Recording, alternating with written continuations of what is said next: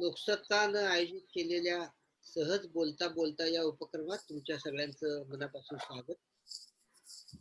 Lokmanya multipurpose cooperative society या उपक्रमाची सहप्रायोजक संस्था आहे. विविध क्षेत्रात कर्तबगारी दाखवलेल्या व्यक्तींबरोबर थेट संवाद असं या उपक्रमाचं स्वरूप आहे. एरवी मुलाखती घेताना मुलाखत घेणारा आणि मुलाखत देणारा असे दोघच बोलतात. इथं वाचकांना पण त्यांच्याशी थेट संवाद साधता येणार आहे आणि मोठ्या संख्येनं वाचकही या उपक्रमात सहभागी झालेले आहेत. या वाचकांचं मी स्वागत करत असतानाच आजच्या मुक्ता बर्वे आणि निपुण धर्माधिकारी या दोघांचं मी लोकसत्ताच्या वतीनं मनापासून स्वागत करतो. या दोघांचं वेगळेपण असं की लोकसत्तातर्फे दिल्या जाणाऱ्या तरुण तेजांकित या पुरस्काराचे हे दोघंही मानकरी आहेत. मुक्ता बर्वे आणि ही निपुण धर्माधिकारी ही दोन्ही नावं महाराष्ट्राला नवीन आहेत. त्यांच्या वेगवेगळ्या उपक्रमातून ते सगळ्यांना माहिती आहे. मुक्ता बर्वे यांच्याबद्दल लोकांना जाणून घ्यायची इच्छा आहे, कारण त्या मीडिया सेव्ही नाहीयेत.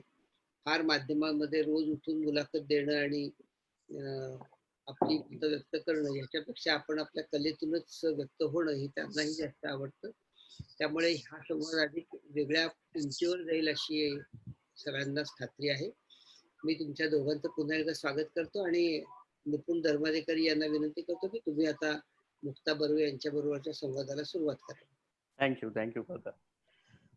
आहो जाहो केल्यामुळे थोडस अवघडल्यासारखं झालं मला सुरुवातीला. पण स्वागत आहे तुम्हा सगळ्यांचं. आणि मला फार आनंद होतोय की मला मुक्ताचा आज इंटरव्ह्यू घेता येतोय, कारण मी जेव्हा नाटक करायला सुरुवात केली एक साधारण 17 वर्षांपूर्वी, आंतर महाविद्यालयीन एकांकिका स्पर्धांपासून जी काय सुरुवात झाली तेव्हापासून मी तिचा चाहता आहे आणि मी तिचं काम अगदी जवळून पाहिलंय असं म्हणायला हरकत नाही. सुदर्शन रंगमंचामध्ये जेव्हा तुम्ही काम बघता तेव्हा खरं जवळूनच बघता, त्यामुळे तसंच आहे असं म्हणायला हरकत नाही. तर आपल्याकडे हार्डली एक तासभर आहे मुक्ता, त्यामुळे मी असं बालपण आणि ह्याच्यात जात नाही, कारण का ती बरीच माहिती नेटवरती अवेलेबल आहे. मी पाहिले तुझे इंटरव्ह्यूज आणि एकंदरीत विकिपीडिया पेज पण अप्रतिम आहे तुझं. तर मी डिरेक्टली ललित कला केंद्रला आपण येऊया, जिथे तू खरं तुझं नाट्य प्रशिक्षण सुरू केलंस. तर मला त्याविषयी जाणून घ्यायला आवडेल की आळेकर सर, भोळे सर किंवा एकंदरीत तुमचा जो ग्रुप होता, तेव्हा चिन्मय केळकर असेल, अनिता दाते, मनस्विनी, सतीश मनोहर, तर काय तो अनुभव होता आणि कसं त्या वर्षांविषयी मला ऐकायला आवडेल. ललित कला केंद्रामध्ये मी जेव्हा ठरवलं की नाटक करायचं, नाटक शिकायचं, तेव्हा 2 ऑप्शन्स होते. एक तर NSD दिल्ली आणि एक पुणे ललित कला केंद्र. पण पुण्यातच असल्यामुळे मी ललित कला केंद्राची निवड केली. म्हणजे ललित कला केंद्रानंतर मला फायनली निवडलं असं आपण म्हणू. कारण सतीश आळेकर सर जिथे HOD आहेत आणि इतकी मोठी मंडळी तिकडे आम्हाला शिकवायला येत होती. म्हणजे यू नेम इट, म्हणजे जब्बार पटेल असतील, विजया मेहता असतील, गिरीश कर्नाड, राजीव नाईक, मंगेश कदम, म्हणजे विजय केंकरे, एलकुंचवार, सगळ्यात मोठी माणसं ज्यांच्या विषयी आपण कायम वाचतो, ज्यांचे विचार आपण ऐकतो, ज्यांनी आपला पाया रंगभूमीचा ज्यांनी बांधलाय सगळ्यांनी, तर ती मंडळी आम्हाला खरंच शिकवायला यायची. आणि लहान वय असल्यामुळे चांगली गोष्ट एक झाली की ती मंडळी किती मोठी आहे ते काही कळायचं नाही. आणि त्यामुळे एक फ्रँकनेस होता सगळ्या वावरण्यात, बोलण्यात, प्रश्न विचारण्यात. आणि आपल्या क्षेत्रात, रादर सर्वच क्षेत्रांमध्ये, पण आपल्या क्षेत्रात ते जास्त असतं की तुम्ही इनिबिशन्स न ठेवता तुम्हाला जे येत नाहीये ते सांगून टाकलं पाहिजे, जे आपण आजही करतो. मी आता 20 वर्ष मी काम करते, पण प्रत्येक प्रोजेक्ट आपल्यासाठी नवीन असतं आणि त्यातलं काही ना काहीतरी आपल्याला येत नसतं किंवा माहित नसतं. तर त्या मुळात त्या इनिबिशन्स नको असतात. त्यामुळे ती मुळं आमची तिकडे होती. आणि तेव्हा ही सगळी मंडळी आल्यामुळे मला आठवते की आम्ही सखाराम बाइंडर, विजय तेंडुलकरांचं नाटक जेव्हा बसवलं होतं, तेव्हा आमची बॅच फॉर्च्युनेट होती की विजया मेहता ते वर्कशॉप घ्यायला आल्या होत्या. आणि त्यांनी अख्खं नाटक बघितलं आणि त्यांनी माझा एक सीन निवडला की मी चंपाच्या कॅरेक्टरवर थोडंसं काम करीन, आणि त्यांनी माझं काम करून घेतलं. किंवा नागमंडल नाटक आम्ही बसवलं होतं गिरीश कर्नाडांचं, तर गिरीश कर्नाड स्वतः प्रयोग बघायला आले होते. आणि त्यामध्ये मी त्या असंख्य ज्योतींपैकी एक ज्योती होते आणि त्यात मी कुत्र्याचाही रोल करायचे. तर त्यांनी विशेष त्याचा उल्लेख केला होता, की कुत्र्याचं काम कोणी केलं होतं आणि ते मला ते त्याचं खूप कौतुक झालं वगैरे, वगैरे. तर त्यामुळे तुमचे जे बालपण असतं, त्या क्षेत्रातलं जे बालपण असतं, म्हणजे खऱ्या अर्थाने आम्ही तरीही लहानच होतो, 17-18 वर्षाची सगळी मंडळी म्हणजे. पण ते बालपण इतक्या चांगल्या लोकांमध्ये गेल्यामुळे तुम्हाला त्याच वेळेस खूप जास्त चांगले विचार मिळाले. आणि आळेकर सर स्वतः त्यांचा एक बाज आहे, त्यांची शैली आहे नाटकाची, नाट्यलेखनाची, अभिनयाची. आळेकरी भाषा असंच म्हणतात. आळेकरी भाषा असं त्याला आपण म्हणतो. पण ते जेव्हा शिक्षक म्हणून, जेव्हा आमचे मित्र म्हणून, गुरु म्हणून जेव्हा तिथे असतात, तेव्हा ते कुठल्याही शैलीत आम्हाला बांधत नाहीत. हा सगळ्यात त्यांचा मोठेपणा. म्हणजे नाहीतर काय झालं असतं, की साचे तयार झाले असते. नाही, अच्छा तू आळेकरांकडनं आलायस का, की आळेकरांकडनं आलीयस का, असं इझिली कळू शकलं असतं. पण तसं ते होऊ देत नाहीत. ते त्या विद्यार्थ्यामधलं बेटर काय आहे आणि ते कसं फुलवता येईल असं प्रयत्न कायम करतात आमचे सगळेच शिक्षक, किंवा त्यांना त्यांचे फॉलोअर्स तयार करायचे नसल्यामुळे ते आमच्यातलं बेस्ट काय आहे ते शोधत राहतात. आणि त्यामुळे तो जो ते फुलवण्याचे दिवस अत्यंत सुंदर गेले. आणि तिथे 3 वर्षाचा तो ग्रॅज्युएशन कोर्स होता. पहिलं 1.5 वर्ष मी एकदाही साधारण स्टेजवर उभी राहिले नाही. नंतरचे 1.5 वर्ष मी स्टेजवर उभी राहिले. पण तेव्हा मला पहिल्यांदा सुरुवातीला खूप कंटाळा यायचा, की काय मला नाटक शिकायचं असं जेव्हा आपण कॉन्सेप्च्युअली ठरवतो, तेव्हा लहान वयात असं वाटलेलं असतं, की उद्यापासून म्हणजे मी रोज स्टेजवर काम करणार. आणि पहिल्या 1.5 वर्ष सगळं हे होतं का, थिअरी होती? थिअरी होती, नाट्यशास्त्र. प्रॅक्टिकल्स होती, नाही असं नाही. पण मला समोर तेव्हा काम मिळालं नव्हतं. पण ओके. त्याचा मला सगळ्यात जास्त आता फायदा झाला, की मी बॅकस्टेज खूप रगडून केलं. अंग मेहनत केली तिकडे. मी कॉस्ट्युम्स केले, मी मेकअप शिकले, मी लाईट शिकले, मी पिठात जाऊन काय करून प्रयोग सुरू असताना काही घोळ असतील तर बॅकस्टेजला धावपळ करणे. त्यामुळे आता जेव्हा स्टेजवर उभी राहते, आता जेव्हा कॅमेऱ्यासमोर उभी राहते, तेव्हा मागे काय काय घडतं याचा खूप अवेअरनेस असल्यामुळे आता मी त्या प्रोड्युसर होईपर्यंत तो प्रवास करू शकले, त्या माझ्या 1.5 वर्षाच्या बळावर असं म्हणायला लागेल. त्यामुळे ही ग्रूमिंगची वर्ष कमाल होती माझी ललित कला केंद्रातली. आणि मग तुम्ही असे सगळे मित्र मिळून असे मुंबईत शिफ्ट झाला होता, गोरेगाव मध्ये तुम्ही सगळे राहत होतात? नाही, मी सगळ्यांबरोबर राहत नव्हते आमच्या, पण आम्ही एकत्र पण जमायचो. आसपास तुम्ही आसपास होतो. होता. मी बेसिकली मधुगंधा जी आहे ना माझी सिनियर, मधुगंधा कुलकर्णी जी ऍक्ट्रेस आहे, रायटर आहे, एलिझाबेथ एकादशी आणि बरेच सिनेमे श्रीवची सौका. आणि तर ती बेसिकली मला 1 वर्ष पुढे माझ्या सिनियर होती आणि ती 1 वर्ष आधी मुंबईत पोहोचली होती आणि तिच्यामुळे मला एका हॉस्टेलमध्ये ऍडमिशन मिळालं. तर ती आणि मी पहिले काही दिवस एकत्र राहत होतो हॉस्टेलमध्ये. आणि मग भेटायचो मात्र सगळे, किंवा आविष्कारला सगळे काय काय ऍक्टिव्हिटीज असतील तर तिकडे जाणं. पण माझं फ्लो वाईज माझं काम, कमर्शियली काम जास्त लवकर सुरू झालं. म्हणजे माझं आल्याच पहिलं नाटक मला मिळालं आणि मी त्या सर्कलमध्ये काम करायला सुरुवात केली. पण तरी सुद्धा त्याची गंमत अशी झाली, की तिकडे जाऊन मी काम सुरू केलं तरी सुद्धा मी इकडे सुदर्शनच्या ऍक्टिव्हिटीज चालू ठेवल्या होत्या. म्हणजे तू पास आउट झाल्या मुंबईला शिफ्ट झाली होतीस का? मी पास आउट झालं नाही. मी परीक्षा संपल्याच्या दुसऱ्या दिवशी मुंबईत शिफ्ट झाले होते. कारण हॉस्टेलमध्ये एक जागा रिकामी होती. तर त्यामुळे ते त्या जागेवर क्लेम करायचं होतं बेसिकली. आणि मी माझ्या नाटकाचे पहिला प्रयोग सुरू झाल्यावर माझा रिझल्ट लागला आणि कळलं की मी पास झाली आहे. मी त्या वर्षी पहिली आले होते माझ्या वर्गात. पण तर ते नंतर घडलं खूप. पण मला घाई इतकी होती की मला मुंबईत जायचंय. आणि ती मुंबई एकदा ती बघितली, त्या मुंबईचे पण किस्से आहेत, त्याच्या बावचळायला होतं आपल्याला जेव्हा बाहेरच्या खास ठिकाणून करून आपण पुण्यातल्या येतो तेव्हा. लोकांना. म्हणजे आपल्याला टू व्हीलरची वगैरे सवय असते आणि ते ईस्ट वेस्ट वगैरे म्हणजे अरे बापरे, ट्रेन काय विचारू नकोस. पण तरी त्याच्यामुळे आम्ही भेटत राहिलो. आविष्कारच्या ऍक्टिव्हिटीजला जात होते मी. बाहेर आमची मंडळी काय काय नाटकं बसवत होती, लिहित होती. मग मनस्विनीची बॅच आली, मग सिगरेट्स वगैरे, अक्षय, चिन्मय, अनिता ही सगळी मंडळी आली. त्यामुळे मजा यायची आम्हाला. आणि माझ्याच नाटकात जयंत जठार पण होता, जो आता एडिटर आहे, खूप मोठा दिग्दर्शक आहे. तर तोही त्याचं आणि माझं पहिलं नाटक एकच, आम्हाला वेगळं व्हायचं अशी होतं. तर आम्ही दोघं जण त्या नाटकात पहिल्यांदा काम करायला, असं ते होतं. करेक्ट.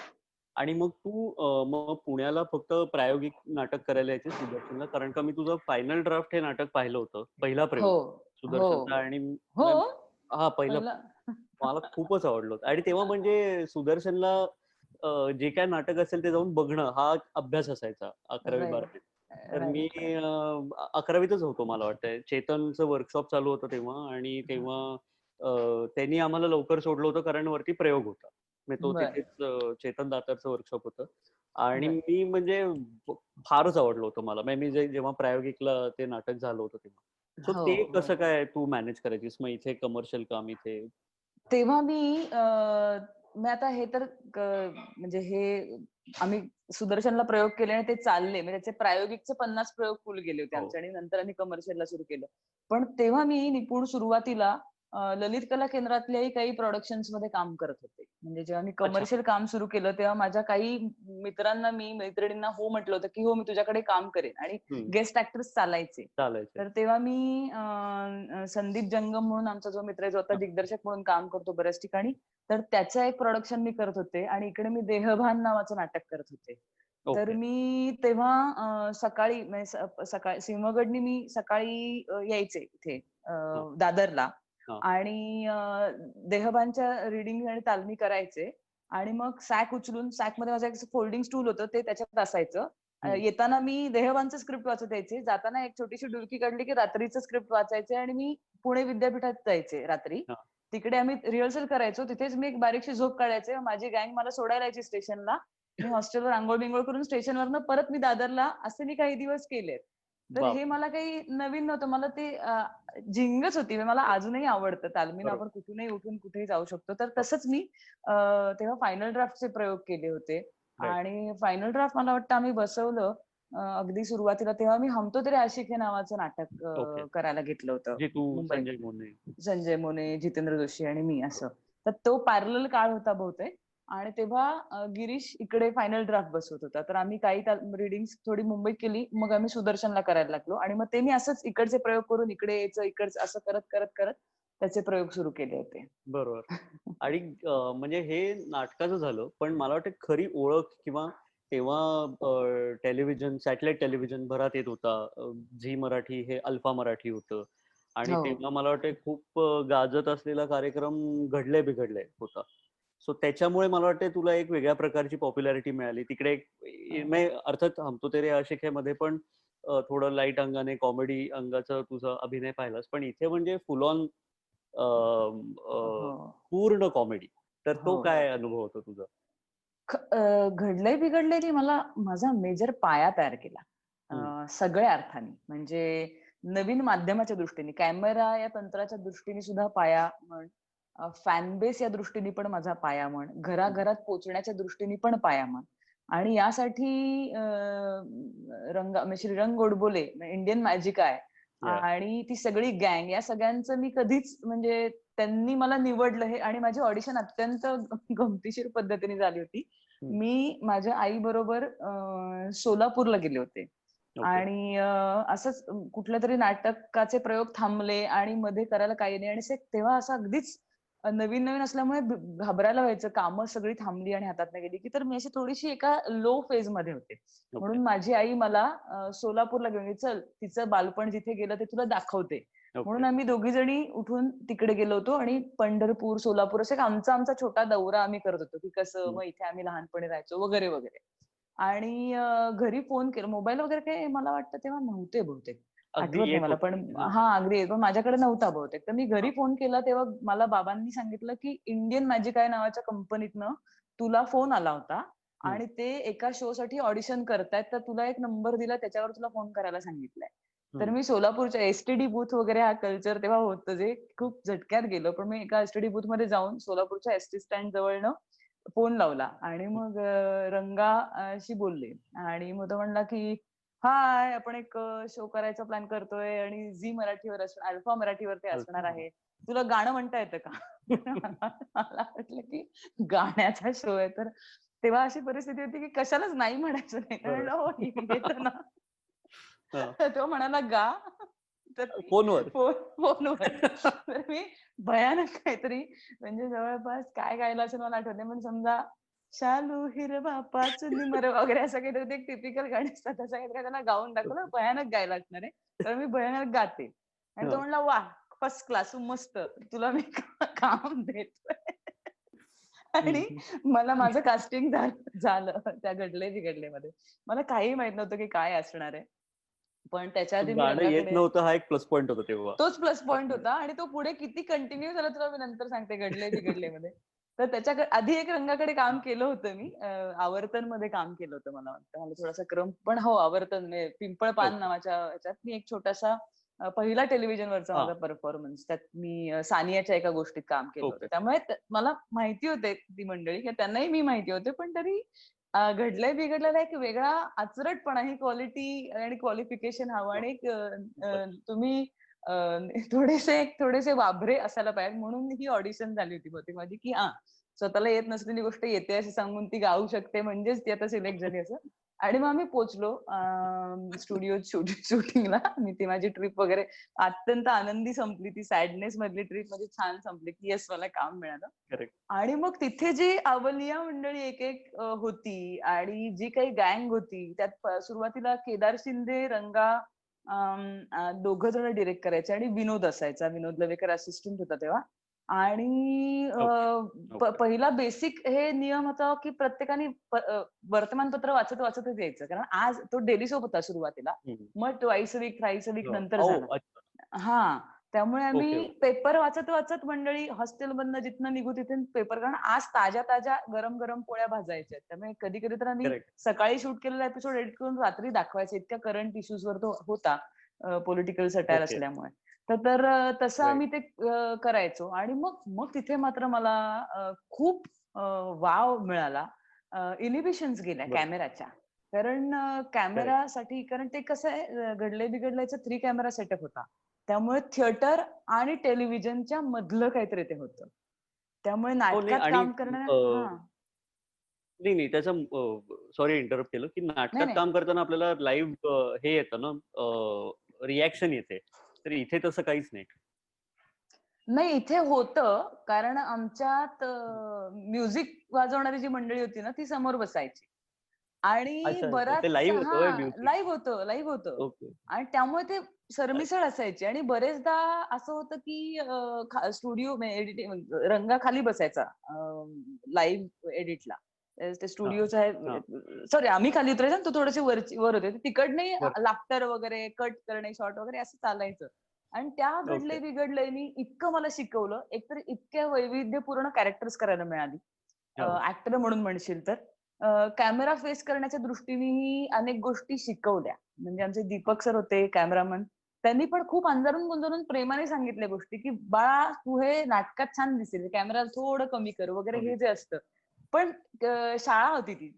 आणि राइट. रंगा तर स्कूल आहे मोठं. त्यामुळे हो. रंगा, गीता या मंडळींनी खूप छान शिकवलं. आम्ही सगळे तयार झालो. विनोद सुद्धा डिरेक्टर म्हणून तिकडे हँडल करू लागला, विनोद लवेकर. ज्याने नंतर अग्निहोत्र केली, ज्याने नंतर एका लग्नाची दुसरी गोष्ट केली. करेक्ट. तर हे सगळं तो सुंदर हँडल करायचा. त्यामुळे तिथे एक इम्प्रोव्हायझेशन आणि या ज्या थिएटरमध्ये शिकलेल्या गोष्टी होत्या त्या, आणि प्लस कॅमेऱ्याची सरमिसळ आम्ही करायला लागलो. आणि रोज नवीन गेटअप, नवीन कॅरेक्टर. म्हणजे नंतर तर असं व्हायला लागलं, की वैभव मांगले, ऋषा जोशी वगैरे अशी मंडळी. तर रंगा जस्ट सी म्हणजे काही विषय काही असला तरी काही-काही जणांनी आपली कॅरेक्टर्स ठरवलेली होती, की आपण काय असणार आहोत त्यात. त्यामुळे कधी-कधी असं व्हायचं, की आज एक काम करूया, विषय सांगतो तुम्हाला. वैभव तू वडील आहेस, मुक्ता तू मुलगी आहेस. हां. त्यावर लगेच कार्टे असा एक वैभव. तर तो म्हणायचा, की "अरे थांब, कार्टे थांब जरा आधी तू विषय तर प्रेमाने समजून घे." बोलायचं. म्हणजे कसा काय आहे, पाणी टंचाई हा विषय, नळावरती जाते तिला उशीर म्हणजे असं काहीतरी तर असेल. कार्टे तू सीन कुठे सुरू करतोय? तर या झोनमध्ये लोकं होती. आणि त्यामुळे आणि रिकॉग्निशनच्या दृष्टीने म्हणशील तर आम्ही एक कुठलं पात्र करत नव्हतो त्यात. काही हो. दिवसानंतर मी आणि अतिशा चंपा चमेली तरी करायला लागलो. एक निवेदिकांची जोडी होती आमची. हं, हं. पण सुरुवातीला खूप पात्र केल्यामुळे लोकांना जर आपलं काम आवडलं तर ते स्पेसिफिकली नाव लक्षात ठेवायचं ॲक्टरचं. हां. जे टेलिव्हिजनवर खूप कमी वेळा होतं. बरोबर. टेलिव्हिजनवर तुम्हाला तुमच्या पात्र. पात्राच्या नावाने ओळख मिळते. तर यात तसं नव्हतं. आम्हाला आमच्या करेक्ट, नावाने लोकं ओळखायचे. आणि करेक्ट. मग ट्रेनमध्ये वगैरे, "अरे वाह! तू ही ना गं ती मुक्ता, तुम्ही ते घडलंय बिघडलंय मस्त करता." तर हां. ह्यानी एक थोडीशी उभारी ॲक्टरला येते रिकॉग्निशन मिळाल्यावर. तर ते फार करेक्ट. सुंदर होतं. नाही आणि मला दुसरी इंटरेस्टिंग गोष्ट अशी वाटते, की तेव्हा टेलिव्हिजनवरती पॉलिटिकल स्टेटमेंट्स करण्याची इन अ वे मुभा होती. म्हणजे इतक्या इझिली. म्हणजे आता आता हे स्वप्नवत वाटतं ते हो, एपिसोड्स आपण केलेत असं. किंवा हो, कशाही विषयी बोलू शकायचो. म्हणजे हो, पॉलिटिकली हो. तर बोलायचोच आपण. तुम्ही काहीही तुम्हाला म्हणायचं असेल तर तुम्हाला 17 वेळा विचार करा, की या नियमात बसतं ना त्या, असं करेक्ट. काहीही काही नव्हतं. नव्हतं. तुम्ही मोकळेपणी तुम्ही मांडू शकायचा तुम्हाला जे वाटतंय ते, आणि त्याच्यावर उहापोह व्हायचा जो व्हायचा तो. हो. पण मांडायची मुभा होती आणि मुभा ती होती. सगळ्यात सुंदर गोष्ट होती. खरंय. मग एक अशा चॅनलवरती जिथे डेली सोप्स लागतात तिथे अशा प्रकारचा कार्यक्रम व्हायचा आणि आता म्हणजे खरं तर तशी एक मुभा पाहिजे असं मला वाटतं. एकंदरीतच हो, जिथे डेफिनेटली पाहिजे. आणि तू वर्ष गेली तर वर्ष फार नाही गेलेली काहीच नाही. तसं. एवढं 15 एक बदलण्यासाठी जी वर्ष तशी नाही गेली. म्हणजे 17-18 वर्ष झाली असतील या हो, गोष्टीला. मॅक्स. म्हणजे खूप नाहीये. हो, खरंय. अगदी खरंय. आणि म्हणजे आता आपण कॉन्ट्रोव्हर्सी आणि ह्याच्याबद्दल बोलतोच आहे. सॉरी मी एकदम असा जंप मारला. नाही, नाही. प्लीज. पण सखाराम बाइंडर विषयी मग आपण बोलूयात. म्हणजे तेव्हा ते कॉन्ट्रोव्हर्शियलच होतं किंवा आत्ताही वाचताना बऱ्याच लोकांना ते पचत नाही नाटक, झेपत नाही. हो, तर हो. ह्याचे तू आता जेव्हा तू एक नाव कमवलंयस आणि जेव्हा तुझ्या नावावरती लोकं येतात, तेव्हा तू परत एकदा ते प्रोड्यूस करायचं योजलंस. पण त्याचे तू 5च प्रयोग केलेस. तर हो. असं का? म्हणजे त्याच्यामागे कारण जेमतेम जरी हाऊसफुल झाला प्रत्येक प्रयोग जो होणारच, पण 5,000 पेक्षाही कमी लोकांनी पाहिलं हो, महाराष्ट्रातल्या. हो, तर हो. असं त्यामागची भूमिका काय होती? अरे काय झालं होतं, की मी ललित कला केंद्रात असताना माझं फायनल इयरचं प्रोडक्शन म्हणून मी सखाराम बाइंडरमध्ये काम केलं होतं. तेव्हा मी किती 18 वर्षाची वगैरे होते. आणि 18-19 वर्षाची. तर तेव्हा नाटक करताना मला एवढंच कळलं होतं, की हे नाटक आपल्याला काही कळलेलं नाहीये पूर्ण. तेव्हा त्याचं कौतुक वगैरे झालं होतं. स्टुडंट्सनी केलेलं नाटक म्हणून त्याचं खरंच कौतुक झालं होतं. ते आमच्या मनाने आम्ही बरंच बरं केलं असंही खूप जणांचं म्हणणं होतं. पण हं. मला ते तेव्हा असं वाटलं होतं, की एक फार सुंदर नाटक आहे तेंडुलकरांचं आणि हे काही आपल्याला तसं जमलेलं नाहीये. तर आपण हे कधीतरी मोठे झालो, की आपण हे करायचंय असं मला तेव्हा वाटलं होतं. हं. अ, त्याच्यानंतर मी कसा प्रवास माझा होणार आहे, मी थिएटर करणार आहे का नाही, मी काहीच मला माहीत नव्हतं. पण तो प्रवास असा होत गेला, की मी स्वतः प्रोड्युसर होण्यापर्यंत माझा प्रवास झाला. हो. आणि मला असं वाटलं, की अरे मला हे सखाराम बाइंडर राहिलंय कायम मनात, तर मला करायचं होतं यार. तर मी माझ्या माझ्या त्याच सगळ्या बॅचमेट्सना विचारलं, की "अरे मला अशी फार इच्छा होती. तुमचं काय म्हणणं आहे? तुम्हाला आवडेल का करायला?" कारण मला माझ्याच हं. लोकांबरोबर ते करायचं होतं. म्हणजे बरोबर. आम्हाला किती कळतंय हेच एक माणूस आणि बरोबर. ॲक्टर आहे मी त्याच्या इन अ वे ते प्रयोगच केल्यासारखा तो, की परत ते बरोबर. करून बघायचंय. करेक्ट. राइट. साधारण त्या पात्रांच्या खऱ्या वयाच्या जवळचे आम्ही झाल्यावर ते करून बघू असं माझं मत होतं. हं, तर हं, त्यामुळे ते करायचं ठरवलं. तर माझी जी लक्ष्मीचं काम करणारी जी मैत्रीण आहे हिमानी पाध्ये, ती हं. ऑस्ट्रेलियाला असते. तर ओके, ती 1 महिन्याची सुट्टी म्हणजे रजा घेऊन तिच्या जॉबमधनं ती इकडे आली होती फक्त प्रयोगांसाठी. तर आम्ही ओके. त्याच्या पहिल्या रिहर्सल्स ऑनलाईन केल्या. आता आपण लॉकडाऊनमुळे ऑनलाईन सर्रास सगळे वापरतोय. पण आता आपण ज्या ओके. पद्धतीने एकमेकांशी बोलतोय, तशा आम्ही हे सुरुवातीचे न्यू रिहर्सल नॉर्मल आहे ते तेव्हाच मी केलं होतं. हो, आमचं ते न्यू नॉर्मल तेव्हाच झालं होतं. तर ती आणि ओके. टाईम झोन तेव्हाच पण झालं होतं. वेगळा आहे. ओके. तिचा आणि आमचा टाईम झोन पण वेगळा आहे. पण आम्ही हो. एक मध्य साधून सगळेजण रिहर्सल्स करायचो तेव्हा. सुरुवातीचा पहिले 2 महिने आम्ही तशा तालमी केल्या. नंतर ती महिनाभर इकडे आली. सो आम्ही तिला 1 महिन्यापेक्षा जास्त सुट्टी हं. घेणं शक्य नव्हतं. त्यामुळे थोड्या तालमी ब्लॉकिंग आणि 5 प्रयोग तिच्या शेवटच्या शेवटून दुसऱ्या हो, मी हो. जाणार दुसऱ्या दिवशी, त्याच्या आदल्या दिवशी शेवटचा प्रयोग असा तो प्लॅन केला होता. आणि बेसिकली हो. तो कमर्शियली रन करणं असा काही मुद्दा नव्हता. तो नंतर खूप जणांनी मला सांगितलं, की "तू कर ना, फक्त कास्टिंग बदल." तर मला असं वाटलं, की ते नाही हं. करायला पाहिजे. ज्याच्यासाठी केलं होतं ते केलं आणि मला तो निधी माझ्या बॅकस्टेजच्या मित्रमंडळींसाठी उभा करायचा होता. तो मी 9.5 लाखाची मदत त्यांना केली त्या 5 प्रयोगातनं. कारण ज्यांनी इथे 5 प्रयोग प्रयोग. बघू हो, जे प्रयोग बघू शकले नाहीत, माझ्या काही अमेरिकेची फॅन मंडळी, इतर देशातनं जे आपले मराठी लोकं आहेत, जे प्रेम करतात मराठी नाटकावर माझ्यावर, त्याने तिकडनं चेक्स बरोबर. पाठवले, की आम्हाला ते नाटक बघायला आवडत नाही, पण हां. ॲक्टिव्हिटीला आम्हाला मदत करायची आहे. तर ते डायरेक्ट त्यांच्या नावावर तिकडे हं. त्यांनी संस्थेच्या नावावर चेक दिले. तर तर तो निधीही उभा झाला आणि आम्हालाही कळलं. पण तुला एक सांगते, की तेंडुलकर म्हणजे या ताकदीचे लेखक आहेत, की यावेळेसही मला असं वाटलं, की थोडं मोठं झाल्यावर एकदा करून बघायला पाहिजे. आणि यावेळेसही करून तेवढंच बघावं. कळलं. हां, म्हणजे आणि उलट असं झालं, जे आपण आता टेलिव्हिजन विषयी बोललो ते, की त्या हं. वयात खूप कमी इनिबिशन्स होत्या मेंदूला आणि विचार करण्याला. आता जरा बरोबर. जास्त बरोबर. आल्यात इनिबिशन्स. मला आत्ता ते नाटक जास्त जड गेलं असं मला वाटलं आणि मी त्याचा विचार हं. करायला लागले, की काय घडलं मधल्या काळात माझं ॲक्टर म्हणून, की मला आत्ता ते मग का कुठं पचत नाही. कुठं असं स्मार्टनेस आलाय असं वाटतंय का मग? म्हणजे स्मार्टनेस इनिबिशन्स तर आलंच. स्मार्टनेस किंवा काय स्मार्टनेस चालतं, पण काय नाही हे कळतंय वगैरे असं. स्मार्टनेस आला असणार नक्की, की हे कसं डिलिव्हर हं. करायचं याच्या पद्धती पटकन कळल्यात असं पण झालंय, की एंड रिझल्ट आपण आता बरोबर. देऊ शकतो, की हा एंड रिझल्ट द्यायचा आहे. पण हम्म. आणि आता यावेळेस म्हणजे मला जे वाटलं होतं की मला जी मजा येणार तशी मला समहाऊ त्या प्रोसेसमध्ये आली नाही, कारण मी खूप वेगळ्या जबाबदाऱ्या घेतल्या होत्या प्रोडक्शनच्या. मी ती जी एक फ्रिकआउट होते जेव्हा स्टुडंट बरोबर. असताना, ते आता नाहीये असं माझ्या लक्षात आलं आणि मला त्याचं फार वाईट वाटलं. आणि त्यामुळे मी म्हणजे त्याच्या पुढचा प्रयत्न कुठे झाला माझा, कोडमंत्रचे प्रयोग करताना, की खड्ड्यात गेलं हा. सगळं प्रोडक्शन. आणि हे ते आता आज प्रयोग सुरू झाल्यानंतर मला त्याचं काही, मी ते नाही बघणार आता, प्रयोग संपल्यावर बघू काय ते.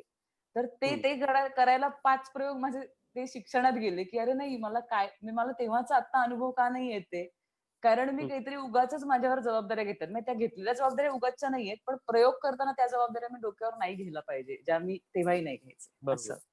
असं झालं ते. बरोबर.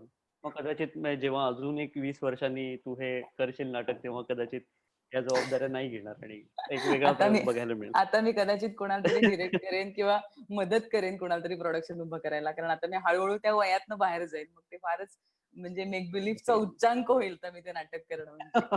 आणखीन 5-6 पण वर्षात मला केलं तरच. नाही बोल ना, सॉरी. नाही म्हणजे आणखीन पुढच्या 5-6 वर्षात केलं तरच, नाही अदरवाईज नाही असं. ओके. पण करशील असं मला वाटतं, कारण का 5च प्रयोग करणं हे सगळं रॅशनली बरोबर आहे. आणि हिमानीचं आणि मला तर खूपच कौतुकच वाटतं की ती पण आली ऑस्ट्रेलियावरनं आणि तुम्ही पण ते पाळलं की ती इतका वेळ आहे, तर आपण ती असताना जितके प्रयोग करू शकू तितके करू.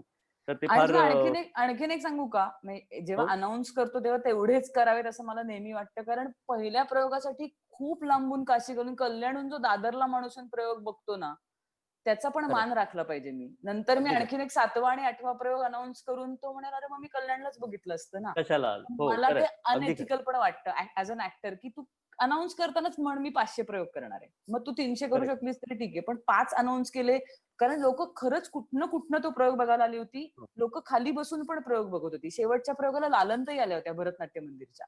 आणि तो आमच्यासाठी फार मोठा अनुभव होता, की लालनताई ज्यांनी ती चंपा उभी केली, जी कॉन्ट्रोवर्सी झाली होती त्या काळात, त्या सगळ्यातनं ती मंडळी थ्रू बरोबर. झाली.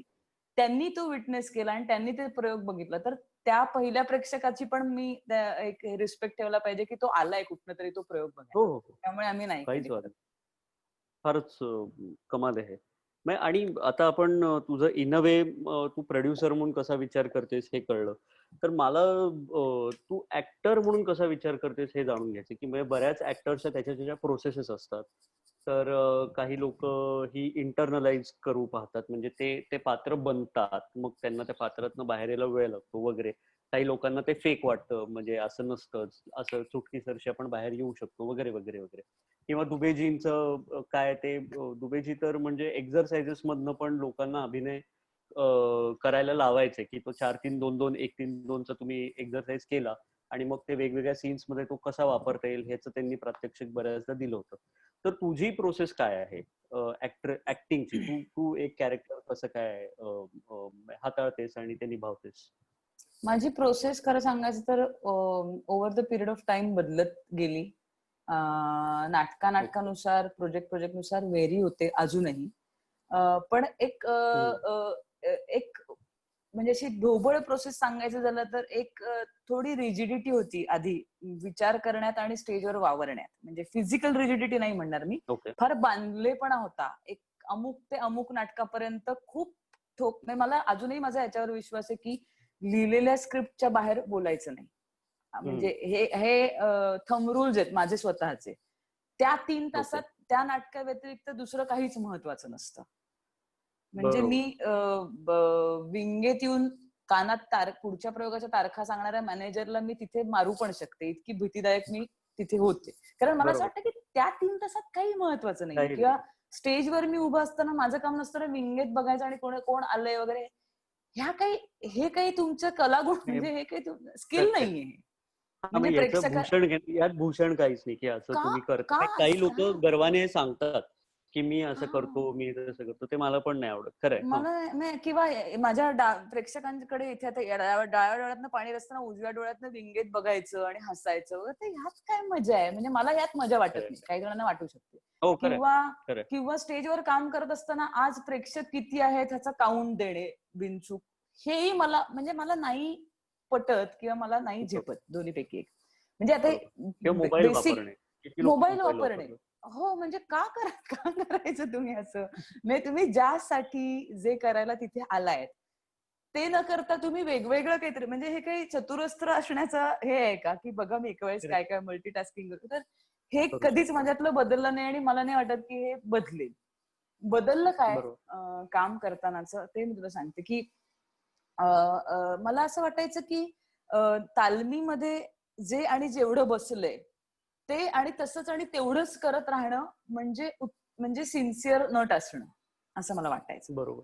आता ढोबळ पद्धतीने विचार केला तर मी अजूनही ते तसं आणि तेवढंच करते. पण प्रत्येक प्रयोगाची इंटेन्सिटी वेगळी असते. प्रत्येक को ऍक्टर बरोबरचं त्या दिवशीचं गिव्ह अँड टेक वेगळं असतं आणि त्यानुसार बरोबर. तुम्ही स्वतःला फ्लेक्झिबल ठेवलं पाहिजे. हे काही वर्षापर्यंत माझ्या डोक्यात गेलेलं नव्हतं. कबड्डी या Right. नाटकाने माझ्यात ते बदल घडवले विनय आपटे सरांबरोबर काम करताना. म्हणजे हे Okay. प्रेक्षकांसाठी कदाचित खूप टेक्निकल होईल, पण मला तो सांगायला आवडतो ग्राफ, कारण विनय आपटे सरांची स्टेजवरची ईज ही अत्यंत विलोभनीय होती. म्हणजे तुम्ही बघत राहाल, म्हणजे एखादी अशी चितळ्यांची आंबा बर्फी चघळताना कसं तुम्हाला असं होतं, म्हणजे ती विरघळते. म्हणजे ज्यांना आंबा बर्फी आवडते त्यांना कळू शकेल की मी काय म्हणते, की असं. तसं त्यांचं काम आणि वावर बघताना असं एक विरघळून जातं स्टेजवर. तर त्यामुळे मला लक्षात आलं की आजचा प्रयोग आहे. म्हणजे आज भांडण तेच होतंय, वडील आणि मुलीचं नाटक होतं, ते दोघांचंच भांडण होतंय, त्याच इंटेन्सिटीने आम्ही एकमेकांशी भांडतोय. पण आज ते वर गेलेत आणि मी खालच्या पट्टीत त्यांच्याशी भांडतेय आणि आमचं इंटर रिलेशन बदललंय. ते आज चिडलेत आणि मी त्यांना समजावून सांगते, पण आम्ही इंटेन्सिटी तीच ठेवतोय. जेव्हा बरोबर. तुमचं नाटकाविषयीचं अंडरस्टँडिंग खूप व्यवस्थित असतं आणि तुम्हाला नाटकाचा बॅलन्स न घालवता त्यात खेळता यायला लागतं, तेव्हा ती मजा तुम्ही करू शकता. तर हे over the period of time माझं बदललं. त्यातले रिदम पॅटर्न्स ब्रेक करून बघणं, कारण जेव्हा तुम्ही 1 ते 5 प्रयोग करता, 5 ते 25 करता, तोपर्यंत तुम्ही काही फार मोनोटोनस होण्याची शक्यता नसते. बरोबर. 25 ते 50 या प्रयोगात तुम्ही तेच करून ना, तुम्ही अर्थहीन पण रिदम मध्ये बोलायला लागता आणि मग बरोबर. तुम्ही तो इफेक्ट देऊ शकता फक्त. करेक्ट. तुम्हाला आत काहीच हालचाल होत नाही. तुम्हाला माहिती असतं की हे असं एका श्वासात हे वाक्य बोललं की इथे 3ऱ्या सेकंदाला टाळी येते आणि 4थ्या सेकंदाला लोक वा वा म्हणतात. करेक्ट. तर मग ते ती मेकॅनिकल होत जातं. मेकॅनिकल होतं. तर ते ब्रेक करायचं हळूहळू मी शिकले. म्हणजे त्या कबड्डी नंतरचे जे प्रयोग मी केले, त्यामध्ये हे मी करायला शिकले, ह्याची मला मदत झाली. तर हे मात्र बदललं काम करतानाच. आणि प्रोसेस म्हणशील तर एखाद्या पात्राला अप्रोच होण्याची, तर ती पहिल्यापासूनच वेगवेगळी होती पद्धत, कारण प्रत्येक पात्र तुम्हाला वेगळं डिमांड करतं. म्हणजे ती मला नाही वाटत की प्रत्येक पात्राला भिडण्याची पद्धत तुमची एकच असू शकते. म्हणजे हम तो तेरे आशिकीमधली रुखसाना करताना विनोदी नाटकातली ती हिरोईन होती, ती एक मुस्लिम मुलगी असते, नवीन लग्न झालंय, तिच्या बॉडी लँग्वेज, ह्या सगळ्याला मला बाह्य रूपाची खूप मदत घ्यावी ची गरज पडली. ती ओढणी, त्या बांगड्या, खुळखुळ, हे ते, पायात पैंजण, हे सगळं माझ्यासाठी मी केलं होतं की त्या लईचा ह्याचा माझ्यावर परिणाम होईल आणि माझी बॉडी लँग्वेज बदलेल. कारण अदरवाईज मी खूप अशी आहे बोलताना. पण ते मला त्या नाटकात नको होतं, तर ते मी ब्रेक कसं करेन, तर मी माझ्यासाठी काय काय गोष्टी केल्या. पण कबड्डीमध्ये हेच मला स्पोर्ट्स पर्सनचं होतं, तर मला अजिबातच त्याचा गंध नव्हता. मी मातीत कधीच खेळले नव्हते, त्यामुळे मला त्याचं वेगळं काहीतरी करायला लागलं. मग ते वेगळं, तर त्यामुळे अप्रोच प्रत्येक ठिकाणी आजही वेगळाच असतो. ओके. आणि नाटकांविषयी आपण बोलतोय, तर म्हणजे मला बऱ्याचदा हा प्रश्न विचारला जातो आणि आता इतक्या वर्षांनी मी त्या उत्तराकडे एक आलोय. तर तो प्रश्न असा की तुला प्रायोगिक आणि व्यावसायिक नाटक ह्याच्यात काही फरक आहे असं वाटतं का? मी प्रायोगिक म्हणून किंवा काय फरक आतापर्यंत आहे? नाही, आता मराठीत बरेचदा तो फरक फारच धूसर आहे. म्हणजे आपल्याकडे असं व्हायचं की काही मागच्या वर्षी प्रायोगिकला पहिलं आलेलं नाटक पुढच्या वर्षी कमर्शियल निर्माता उचलतो आणि ते कमर्शियलला करतो. म्हणजे तोपर्यंत माझ्यासाठी असं होतं की ज्या नाटकाचे मला पैसे मिळतात ते व्यावसायिक आहे, ज्याचे पैसे मिळत नाहीत ते प्रायोगिक आहे. परफेक्ट. पण याच डेफिनेशनला मी पण आलेलो. करेक्ट. म्हणजे जेव्हा तुम्ही मोठ्या थिएटरमध्ये जास्त प्रेक्षकांसमोर पैसे घेऊन काम करतात, तेव्हा ते व्यावसायिक होतं. व्यावसायिक. आणि एक्सपेरिमेंट तर प्रत्येक नाटकात असतं. काही थिएटर जी फेस्टिवल्स मध्ये आपण काही वेळा नाटकं बघतो, ती आपण कधी कधी म्हणतो की अनाकलनीय आणि हे कदाचित खूप जास्त प्रेक्षकांना, वेगवेगळ्या मानसिकतेच्या प्रेक्षकांना कदाचित हे पचणार नाही असं जेव्हा वाटतं, बरोबर. तेव्हा ते कदाचित प्रायोगिक असू शकतं, कारण तो प्रयोग पहिल्यांदा घडत असतो. पण कुठचाही Correct. प्रयोग म्हणजे वाफेच्या इंजिनाचा शोध जेव्हा लागला तेव्हा ते प्रायोगिकच होतं ना सुरुवातीला. नंतर इंजिन्स धावायला लागली, मग त्याला प्रायोगिक कसं बरोबर. म्हणणार? पुढे तो प्रयोग बरोबर. जेव्हा कमर्शियली सक्सेसफुल ट्रेन्स धावायला लागल्या, तेव्हा तो प्रयोग उरला नाही. तेव्हा पहिल्यांदा एखादा प्रयोग असतो आणि नंतर ते जास्त प्रमाणात जेव्हा वापरतं आणि सगळीकडे पसरतं, तेव्हा ते व्यावसायिक होतं असं मला वाटतं. ही खूप बरोबर. ढोबळ माझ्यापुरती केलेली व्याख्या. हो, माझी तीच व्याख्या आहे आणि ती पण तेवढीच ढोबळ आहे, मला माहिती आहे. पण मला बरं वाटलं की समविचारी कोणीतरी एक आहे माणूस या क्षेत्रातलं. आणि म्हणजे मराठी म्हटलं तर अर्थात लीडिंग अभिनेत्री तूच आहेस. सगळ्या क्षेत्रांमध्ये म्हणजे सगळ्या माध्यमांमध्ये राहते. नाटक म्हणू, चित्रपट म्हटलं तर, टीव्ही म्हटलं तर. तुझं इतर भाषांमध्ये तुला म्हणजे छोट्या भूमिकांमध्ये तुला पाहिलेलं आहे.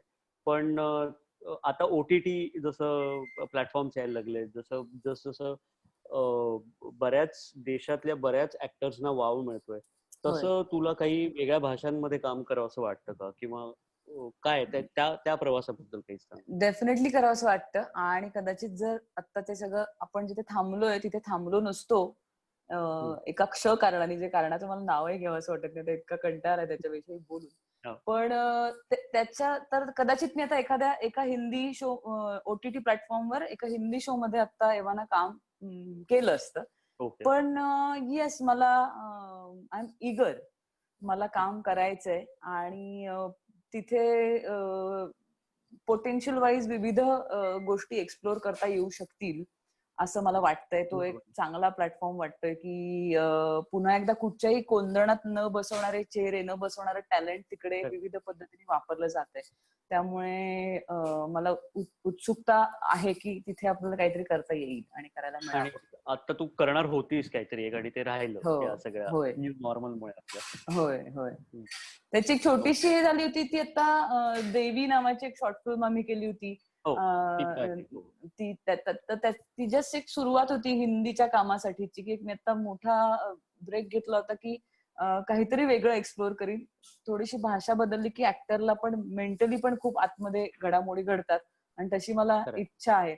जसं मला अनेक वर्ष मी काहीतरी ह्युमरस काम शोधतीये मराठीतच. म्हणजे एक डाव धोबी पछाड की हम तो तेरे आशिकी किंवा घडले बिघडले सोडल्यास मी काहीच ह्युमरस करू शकलेलं नाही आणि मला प्रचंड आवडतं हसायला, एक डाव हसवायला. धोबी पछाडची म्हणजे पारायणं झालेली आहेत. इतकं ते अमेझिंग आहे. फार मस्त आहे. मॅडनेस येतो आणि मला घडले बिघडल्यामुळे तो हे आहे की अरे हे मला तसं काहीतरी करायचंय, म्हणजे सोडून द्यायचंय सतत.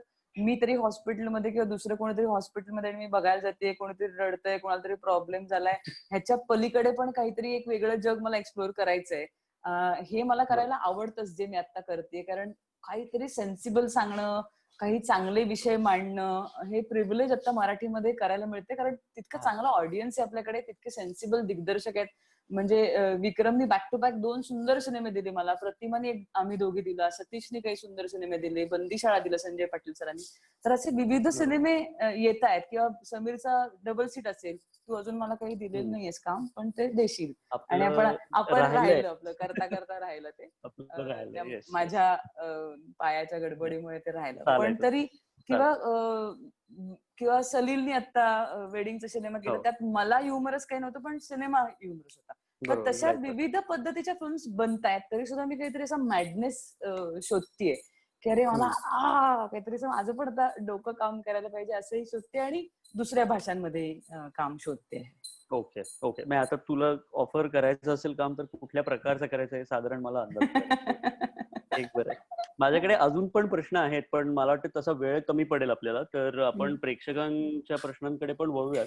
पण ते हो. वळायच्या आधी मी जस्ट एक छोटा प्रश्न, ज्याचं कदाचित उत्तर छोटं असेल असा विचारतो आणि मग माझं जे काही कॉन्ट्रीब्युशन आहे ते तसं थांबवतो. तुझ्या नवीन घरा शेजारचं तू शूट मिस करतेस का आता या सगळ्यामध्ये?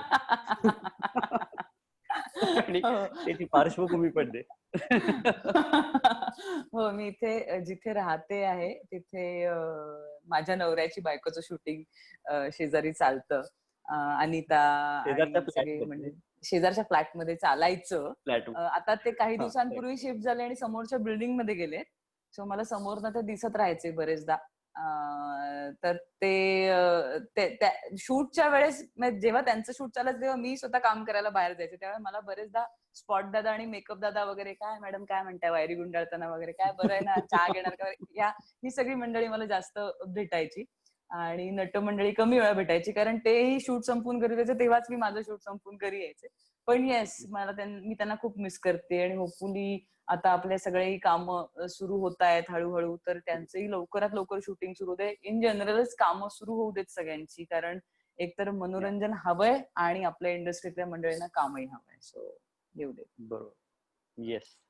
मी प्रेक्षकांच्या प्रश्नांकडे जातो. मयूर कोठावळे विचारतायत की तुम्ही रत्नाकर मतकरींचं वेगळं व्हायचंय आम्हाला हे नाटक केलं होतं, तो अनुभव हो. कसा होता आणि मतकरींच्या काही आठवणी असतील तर? डेफिनेटली मला आवडेल, कारण मतकरी काकांचं माझ्या करिअर मधलं एक वेगळं स्थान आहे ज्याच्याविषयी मला सांगायला आवडेल. मी या क्षेत्रात येण्याचं कारण जे नाटक ठरलं, घर तिघांचं हवं नावाचं एक नाटक आहे मतकरी काकांचं, अप्रतिम नाटक. आणि ते नाटक राज्यनाट्य स्पर्धेसाठी आमच्या चिंचवडच्या एका ग्रुपने केलं होतं, त्यात मी काम केलं होतं.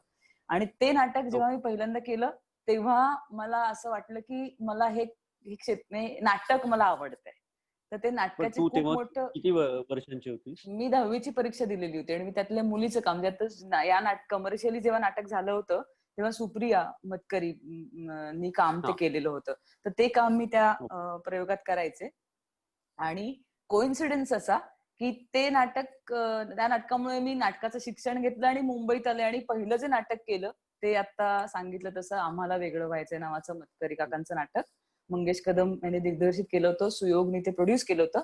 आणि सुप्रिया आणि रसिका, माझ्या जीवाभावाची माणसं, मतकरी काका, ही सगळी मंडळी त्यामुळे माझ्या आयुष्यात आली. आणि डेफिनेटली मतकरी काकांविषयी मला सांगायला आवडेल की म्हणजे मराठीमध्ये रंगभूमीचा पाया मजबूत करणारी जी काही मंडळी घडली त्यामध्ये मतकरी काकांचं खूप मोठं कॉन्ट्रीब्युशन आहे. मतकरी काका गेल्यानंतर त्यांच्याविषयी एक सुंदर लेख लिहिला होता विजय केंकरे सरांनी, आणि त्यात त्यांनी असं म्हटलं होतं की उत्तम नाटककार आणि कशा प्रकारे की पहिलं वाक्य नाटकाचं हे नाटक कशाविषयी, ह्या अख्ख्या घटनेविषयी बोलायचं आणि त्याच्या जॉनर विषयी बोलायचं, याच्यासाठी खूप तुम्हाला कमांड पाहिजे तुमच्या क्राफ्टवर. आणि काकांची ती कमांड होती. ते दिग्दर्शकही असल्यामुळे नटाला कपडे बदलायला मध्ये जागा लागतात, चेंजेस करायला, ते कसं त्याचं क्राफ्टिंग करायचं ते सगळं लिहायचे. आणि काका आतापर्यंत कामावर नितांत प्रेम, ते आत्ताही एका प्रोजेक्टचं कास्टिंग करत होते त्यांच्या, म्हणजे खूप मोठा ज्ञानभांडार. आणि मला खूप जवळनं काकांची भेटता बोलता आलं. माझ्या घरची मंडळी आहेत ती सगळी, आणि खूप मोठं आपण एक नुकसान झालं आपलं सगळ्यांचं की काका नाही आहेत. कारण लेखक म्हणून, गूढ कथाकार म्हणून, बालनाट्यातलं त्यांचा कॉन्ट्रीब्युशन, सगळंच रंगभूमीसाठीचं त्यांचं असणं हे खूप महत्वाचं होतं. तर काकांविषयी खूप सांगू शकेन मी, आणि तो खूप मोठा लॉस आहे आपल्या सगळ्यांसाठी. खरंय. म्हणजे मी त्यांना प्रत्यक्षात अगदी कमी वेळा भेटलो, पण त्यांचं एक मी इतकं ऐकलं होतं की ते रतीब असल्यासारखं लिहायचे. म्हणजे रोज सकाळी इतके ते इतके वाजता. काका आजही रोज लिहायचे. त्यांच्या खोलीत जाऊन दार बंद करून ते रोज एक पान किमान लिहायचे. आणि मला एक अविस्मरणीय अनुभव मला शेअर करावासा वाटेल. आम्ही त्यांच्या अलिबाग जवळच्या थळ नावाच्या गावी त्यांचं घर आहे, तिकडे आम्ही सगळेजण एकदा राहायला गेलो होतो मित्रमंडळी. आणि काका होते, तर मी, रसिका, सुप्रिया, काकी, काका वगैरे असे, आणि गच्चीत बसून काका आम्हाला एक गूढ कथा सांगत होते. इमॅजिन कर काय प्रसंग असेल की मतकरी काकाच गोष्ट सांगतायत आणि त्या घराच्या अंगणात वड पिंपळ असं कॉम्बिनेशन झाड आहे आणि समुद्र किनारी घर आहे, त्यामुळे एक समुद्राची गाज येते आणि सळसळ सळसळ सळसळ असा एक आवाज येत राहतो कायम. आणि ती गोष्ट ऐन रंगात आली होती, लाईट गेलेले होते घरातले आणि ती गाज येते समुद्राची, आणि गोष्ट सांगता सांगता ते असं आम्हाला गोष्ट सांगते आणि मध्येच ते असे कोपऱ्यात बसले आणि बघितलं आणि त्याने म्हणाले, तू तिकडे एकटा काय करतोय, आमच्यात येऊन बस. आणि पुन्हा ते गोष्ट सांगायला लागली. आणि त्यानंतर आम्ही एवढे आदरलो की म्हणजे तो असे होते काका की गूढ कथा सांगताना वड पिंपळाच्या झाडाकडे बघून एक कोपऱ्यात कोणीतरी बसलंय असं इमॅजिन करून परत ते शांतपणे गोष्ट सांगायला लागले त्यांच्या शांत आवाजात. आणि नंतर रात्रभर आमची पळापळ की मी आता खाली एकटी जाणार नाही, कोण आहे काका, तुम्ही प्लीज सांगा वगैरे. तर आणि लहानातल्या लहान मुलाशी त्याच्या वयाचं होऊन बोलणं, तुम्ही नाटकाविषयी बोला, ते तुमच्याशी प्रेमाने भरभरून बोलतील. जे त्यांच्याकडे भांडण आणि सतत काहीतरी नवीन करायचंय, नवीन मुलं पाठव, हम्म. हे कर, तो नवीन मुलगा कसा आहे, त्यांनी लोककथा 78 नंतर बसवलं होतं, त्यात मी काम केलं होतं. तर इतकी नवीन माणसं जोडलीत काकांनी आणि कायम जोडायचे म्हणजे. आणि तेच हम्म. सुप्रियाचं आहे. गणेश आणि सुप्रिया दोघंही उत्तम लेखक आहेत. आणि हो. काय म्हणू काकांविषयी. ओके. ऋषिकेश वांगीकर विचारतायत की मुक्ता, तुझ्या अभिनयात तुझे चौफेर वाचन सुद्धा खूप असावे असं वाटते. तुझ्या वाचनाविषयी काही सांगू शकशील का? अगदी खरं सांगायचं तर असं खूप मोठी वाचक नाहीये मी. पुस्तकं म्हणजे बरीच आहेत. हा, पुस्तकं आहेत आणि ती वाचलेली आहेत मी, पण ह्याला खूप वाचन नाही म्हणणार मी. आता जेवढं मी काम करते आणि जेवढी मी आहे त्यात इतपत पुस्तकं तर किमान वाचली पाहिजेत. हो. माझं जास्त वाचन जेव्हा मी एखाद्या स्पेसिफिक गोष्टीचं काम करते त्या अनुषंगाने मी खूप जास्त वाचते. असं ते होतं. खूप Research. जास्त रिसर्च म्हणून म्हण किंवा संदर्भ म्हणून म्हण. Correct. म्हणजे Reference. हा, रेफरन्स असू दे किंवा एक असू दे बाबा आवाका. म्हणजे एखादी गोष्ट जेव्हा तुम्ही करायला घेता तेव्हा त्याच्या आसपासच्या 10 गोष्टी माहिती पाहिजेत, तर ती एक गोष्ट तुम्ही छान करू शकता. म्हणजे तुला रेफरन्सच नसेल कशाचा, तर ते काय घडलंय हे तुला कळू नाही Correct. शकत. अगदी म्हणजे खरं. तर त्यामुळे त्याच्या आसपासचं वाचन होतं डेफिनेटली. आणि मी एका चांगल्या घरात जन्माला आले हे माझं नशीब. माझी आई मराठी भाषेची शिक्षिका आहे. 10वीला ती मराठी शिकवायची आणि उत्तम पेपरलेस टीचिंगसाठी ती फेमस होती. त्यामुळे तिच्या तोंडावर असतात गोष्टी. किंवा बाबा उत्तम वाचक आहेत माझे भाऊ, माझी वहिनी आता. पण त्यामुळे आमच्या घरात ते वातावरण आहे. आणि आजही एखादी गोष्ट जर फ्लो मध्ये राहिली आणि वाचून नाही झालं तर बाबा आवर्जून की आजचा अग्रलेख मात्र मिस करू नकोस, किंवा एखादं कात्रण करून त्याच्यावर खुणा करून फोनवरनं येतं की एवढं तरी आज वाचच, म्हणजे हे काही झालं तरी. त्यामुळे मी आय एम ब्लेस्ड की मी अशा घरात जन्माला आलीये की जिथे वाचन ही वेगळी ऍक्टिव्हिटी समजली नाही जात. तो आयुष्याचा एक भाग आहे आणि तो मी आयुष्याचा भाग म्हणून करते. त्यामुळे त्याच्याविषयी वेगळं नाही बोलू शकणार. आणि सगळ्यात जास्त मी वाचले असतील तर स्क्रिप्ट्स, आणि त्याही पेक्षा जास्त म्हणजे नवीन लेखकांची स्क्रिप्ट्स मी खूप जास्त वाचते. कारण दिवसा आड म्हणशील तरी एक स्क्रिप्ट वाचायला तर इतके लेखक आपल्याकडे आता आहेत आणि ते उत्साहाने स्क्रिप्ट पाठवतात. त्याच्याविषयी चांगलं वाईट वगैरे असं काहीच म्हणण्याची आपल्याला गरज नाहीये, पण ते वाचून खूप होतं आणि त्यामुळे वेगवेगळ्या गोष्टी आवाका वाढत राहतात. राईट. ह्या वाचनाला धरूनच खरं पुढचा प्रश्न होता तुषार शिरोडकरचा, की सध्या कुठलं पुस्तक तू वाचतेस किंवा तुझं आवडतं पुस्तक कोणतं आहे? आता मी सध्या ऐकते, म्हणजे ते ऑडिबल जे काय म्हणू आपण, ते काय ऍप म्हणू ऑडिओ त्याला, बुक्स किंवा ऑडिओ बुक्स. त्यावर मी तर त्याच्यावर मी बऱ्याच गोष्टी आता ऐकते. Okay, super. आणि अंजली गाडगीळ विचारतायत की आता तू देवीचा जो उल्लेख केलास, देवी शॉर्ट फिल्मचा, तर त्याविषयी चा तुझा अनुभव कसा होता? देवी निरंजन, त्या फिल्मचा जो प्रोड्युसर आहे तो माझा मित्र आहे, निरंजन आणि स्टीफन. तर ते दोघही काय म्हणू, निरंजननी मला अप्रोच केलं, निरंजन ऐका, की तू अशी एक फिल्म आहे आणि मी तुला विचारतोय पण मला नाही वाटत तू करशील, कारण खूप बायकांची गोष्ट आहे आणि असं तसं. तर त्याला आपण वेगवेगळ्या फेजेस मध्ये असतो, तर मी तेव्हा नेमका मराठी सोडून काहीतरी वेगळ्या भाषेचा विचार करत होते, की मला स्वतःला मोनोटोनी आली एक मनामध्ये, की मराठी भाषा कुठलं वाक्य कसं म्हणायचं, त्याचा इम्पॅक्ट, हे इतकं ठोकताळ्यासारखं मी काम करायला लागले असं मला अनेक दिवस वाटतंय. त्यामुळे मी खूप प्रयत्न करते की वेगळी भाषा, मला बंगाली येत नाही किंवा कानडी येत नाही, पण मला जर कोणी विचारलं असतं की करशील का, तर मी हो म्हणाले असते, कारण त्या निमित्ताने मी काहीतरी शिकले असते आणि वेगळा विचार केला असता. तर ते मी शोधत होते आणि मी त्यांना म्हणलं की तू वेडा आहेस का, तू मला प्लीज स्क्रिप्ट पाठव, आणि किती लहान मोठा काहीही रोल असेल आणि 10 बायका काय 17 बायका असतील तरी मी काम करेन, कारण मला तर वेगळ्या भाषेत काहीतरी करून बघायचं. आणि मग त्याने ते स्क्रिप्ट पाठवलं आणि प्रियांकाचं ते स्क्रिप्ट होतं. आणि स्क्रिप्ट वाचल्यावर तर मला आवडलंच, कारण तो विषय इतका महत्वाचा होता ज्याच्याविषयी बोललं गेलं.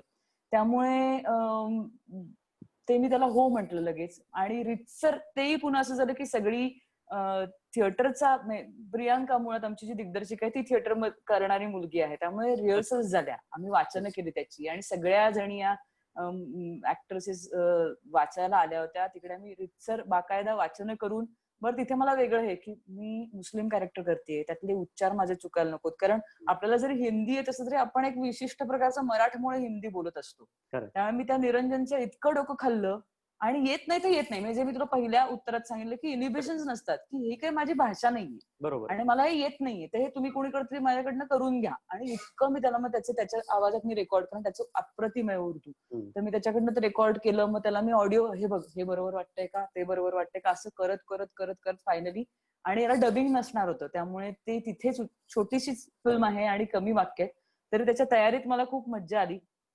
आणि ऍक्च्युअल शूटला पण छान वाटलं, कारण वेगवेगळ्या कल्चर मधनं आलेल्या मुली होत्या, म्हणजे कामाचं कल्चर वेगळं, म्हणजे काही ओटीटी प्लॅटफॉर्मवर कायम काम करणाऱ्या होत्या, काही आपल्या तिघी चौघी जणी मराठी थिएटर, मराठी टेलिव्हिजन करणाऱ्या होत्या. नीनाताई होती, काजोल, नेहा किंवा श्रुती ही वेगळ्या प्रकारच्या इंडस्ट्रीतनं आलेल्या होत्या, पण तिथे कुणीच काही त्या शो, त्या फ्लो मध्ये कुणीच वेगळीकडनं आलेलं असं नव्हतं, त्या फिल्मसाठी काम करत होते सगळेजण. आणि मला असं वाटलं की आता काय टेलिव्हिजन किंवा कॅमेरा माध्यमाला आपण चीट करतो की यांचं आधी होईल आणि बाकीच्यांचं होईल, असं एक ठोकताळा होता मनात, असं एक आपलंच एक मनात एक विचार घेऊन आपण गेलो.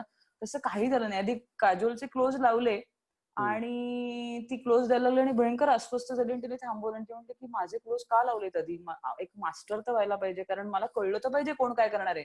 आणि अचानक ते सगळे एका पातळीवर आणि एका प्रकारची झाली माणसं, की अरे यांना हिला पण रिहर्सल हवी आहे, हिला पण ते करायचंय. आणि मग ते 2 दिवसाचं शूट अमेझिंग झालं. प्रत्येक जण क्यू द्यायला आपलं आपलं थांबलं होतं, प्रत्येक जण एकमेकांना अप्रिशिएट करत होतं की बघ माझं कसं वाटतंय, हे अगदी आपण जे रोजचं काम करतो त्या पद्धतीने ते काम झालं, आणि तुफान मजा आली रिलीज होईपर्यंत. देवी ही युट्यूब वरती आहे, ज्यांना कुणाला माहिती नाही त्यांनी ते बघू शकतात ती फिल्म. सुवर्ण शिरोळकर विचारतायत, मला वाटलंच होतं हा प्रश्न येईलच म्हणून, की मराठी सिने किंवा नाटक इंडस्ट्रीमध्ये ग्रुपिझम आहे का, तुमचा काय अनुभव आहे? माझा अनुभव खूप छान आहे. ग्रुपिझम असं काही मला दिसलं नाही, कारण याचं सगळ्यात बेसिक कारण आपले प्रेक्षक फार हे आहेत, सुजाण आहेतच आणि रोखठोक आहे. म्हणजे अगदी सोप्या शब्दात सांगायचं तर बाप दाखवून येतं श्राद्ध कर अशा लेवलला ऑपरेट होतात प्रेक्षक. म्हणजे बाप दाखवून येतं श्राद्ध कर, टॅलेंट दाखव नाही तर निघून जा, अशा अर्थाने म्हणते. तुम्ही बरं काम करत असाल तर तुम्ही टिकता, तर ते तुमच्यावर प्रेम करतात आणि तर ते तुमचं काम बघायला येतात, अदरवाईज ते येत नाहीत. आणि हे सगळ्यात बेस्ट आहे. म्हणजे त्यात मग, आणि दुसरं म्हणजे मला असं वाटतं की इंडस्ट्री म्हणून त्याचं अर्थकारण हे ज्या ठिकाणी हे घडतं तितकं मोठं कदाचित नसावं असं मला वाटतं. हे त्याचं दुसरं कारण आहे, त्याचं प्रेशर नसतं. कारण आपल्याकडे एखादा म्हणजे स्टार ड्रिव्हन इंडस्ट्री मुळात आपली नाही, आणि तसं नसल्यामुळे पॉवर हाऊसेस तयार नाही झालेले. बेसिक डिलिव्हर करा, बरं डिलिव्हर कराल तर तुम्हाला प्रेक्षक बघायला येतील. म्हणजे एकाच नटाचा या महिन्यात सिनेमा चांगला चालतो आणि पुढच्या महिन्यात चांगला चालत नाही, कारण तो पुढच्या महिन्यातला सिनेमा कदाचित पहिला इतका बरा नसतो. अगदी खरं. त्यामुळे ग्रुपिझम नाहीये. म्हणजे ग्रुपिझम हे कम्फर्ट झोन आहे डेफिनेटली, की काही लोक काही लोकांबरोबर काम करणं प्रिफर करतात, पण तो तुमचा अंडरस्टँडिंगचा आणि एका लेवलला असण्याचा भाग आहे, की या 3-4 जणांना एकत्र काम करायला बरं वाटतं, आवडतं. पण जर त्याच एखाद्या कलाकृतीत जर वेगळी रिक्वायरमेंट असेल तर इझिली अकोमोडेट करतो आपण एकमेकांना, कारण ती गरज असते तशी. बरोबर.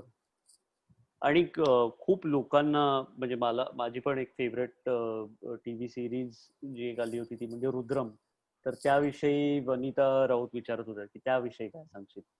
आणि मला त्याचं कौतुक असं वाटतं रुद्रम विषयी की जसं तू म्हणालीस की ठरवून 5 प्रयोग आणि असं सांगितलं आणि तेवढेच केले, तसंच हे पण सांगून होतं की हे 65 भागांची 65 भागच होते ना मला वाटतं. हो, थोडे जास्त होते 65 भागांची.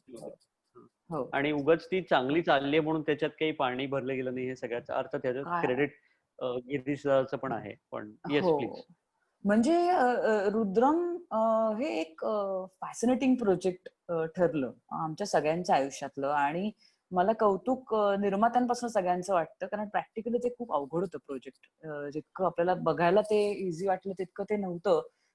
विनोद लवेकर काय, निखिल शेठ, संदेश कुलकर्णी प्रोड्युसर होते, पोतडी प्रोडक्शन, आणि गिरीशने लिहिलं होतं, आणि भीमराव मुळे आमचा दिग्दर्शक होता. तर या सगळ्या मंडळींचं प्रचंड कौतुक, आणि आमचे कॅमेरामॅन, टेक्निशियन्स सगळे ऑफकोर्स. कारण युजली टेलिव्हिजनवरच्या एका एपिसोडला जेवढं शूट करायला लागतं, जितका वेळ लागतो, त्याच्या साधारण दुप्पट ते चौपट वेळ हे शूट करायला लागायचा, कारण खूप छोटे छोटे प्रसंग, छोटे छोटे सीन होते, आणि वेगवेगळी लोकेशन्स होती. आणि आम्ही ठाण्यात शूट केलंय सगळी ती सिरियल. त्यामुळे आमच्या प्रोडक्शन हँडल करणारी जी टीम होती त्यांचंही तितकंच कौतुक आहे. त्या सगळ्या परमिशन्स काढणं, ती शूटिंग करणं, आणि धडाधड शूट करायचो आम्ही. आणि नाटक किंवा सिनेमासारखा अख्खा ग्राफ लिहिलेला होता सिरियलचा. त्यामुळे तू म्हणतोस ती कॉम्प्लिमेंट आहेच खरंच, की कुठेही कसं बघू, अंदाज घेऊ आणि प्रेक्षकांच्या मतानुसार जरा पुढे मागे करता येईल असं झोनच नव्हता. अत्यंत कॉन्फिडेंटली. त्यामुळे झी युवाचं पण कौतुक आहे की अशा पद्धतीने ते प्रोजेक्ट हँडल करू देणं, की चला तुम्ही म्हणताय ना की करेक्ट आहे तर तसं करूया. तर त्या पद्धतीने ते हँडल करणं, आणि आमचे इतरही 2 प्रोड्युसर दुबईचे किंवा इकडचे, या मंडळींनी तितकाच विश्वास दाखवणं हे खूप महत्वाचं होतं, की बांधील. त्यामुळे ग्राफ पण मिळाला. म्हणजे एखादा कॅरेक्टर शूट करताना हे करताना, पण माझ्यासाठी ते विलक्षण याकरता होतं की अरे अचाटच सीन्स होते त्यातले, आणि त्याला काही शूट करताना ग्राफ नव्हता.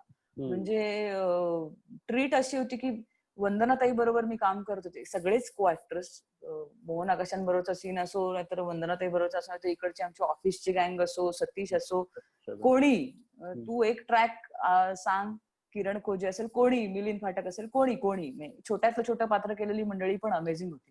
तर त्यामुळे ते एक होतं. पण काही सीन असे होते की मी इकडे एखाद्या सीन मध्ये कोणाला तरी भुसकलाय, करवतीने त्याचं कापून तुकडे तुकडे करून कुठेतरी टाकून आली, आणि नंतर हातपाय तोंड स्वच्छ धुवून घरी जाते आणि आईशी बोलते आणि जेवायला बसते.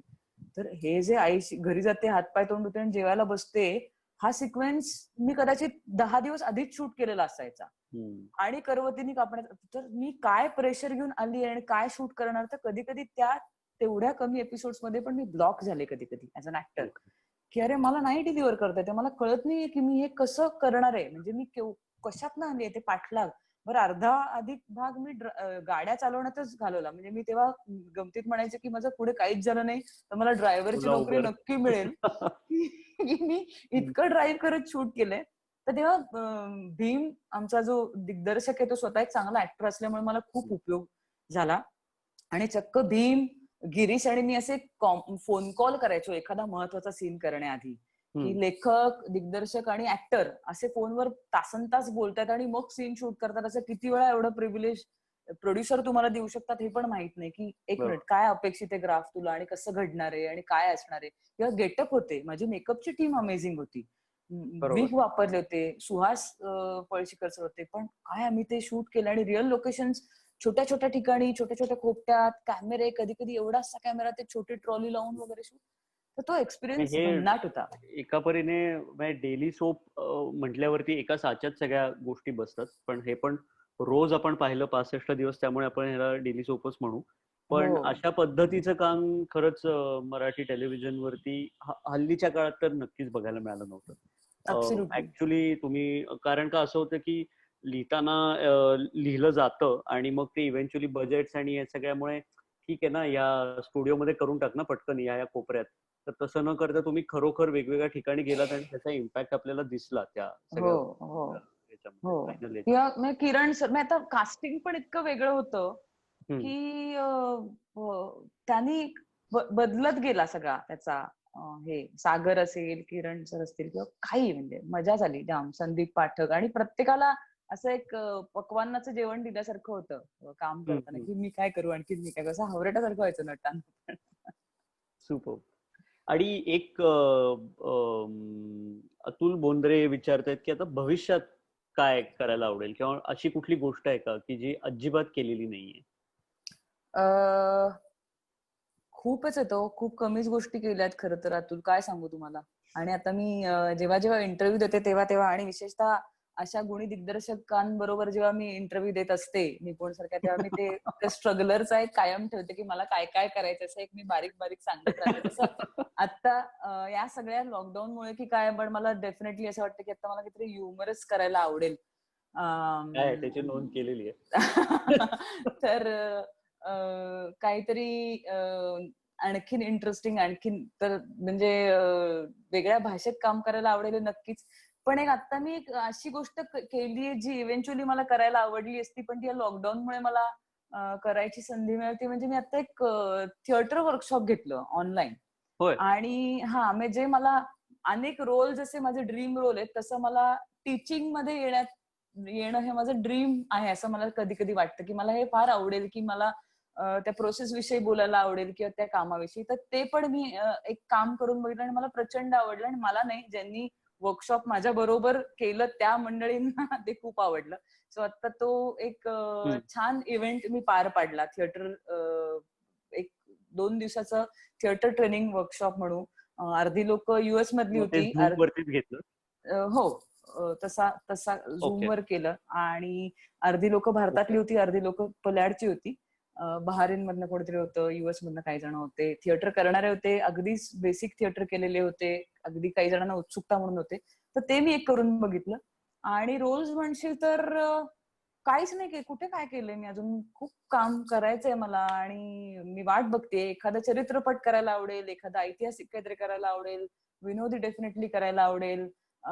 मी आत्ता खरं तर प्रतिमा बरोबर एक फिल्म प्लॅन करायला घेतली होती. त्यात मी एका डान्स विषयी ती फिल्म होती, आणि जे मी कधीच ऑनस्क्रीन किंवा खरं तर केलेलं नाहीये, आणि जे मला स्वतःला पडताळून बघायचं ते मला करायला आवडेल. ते तर स्क्रिप्ट पण प्रतिमाकडे रेडी आहे. त्यामुळे आम्ही वाट बघतोय की असं काहीतरी वैविध्यपूर्ण जे आतापर्यंत आपण केलं नाही आणि करायची इच्छा आहे ते करायला मिळावं.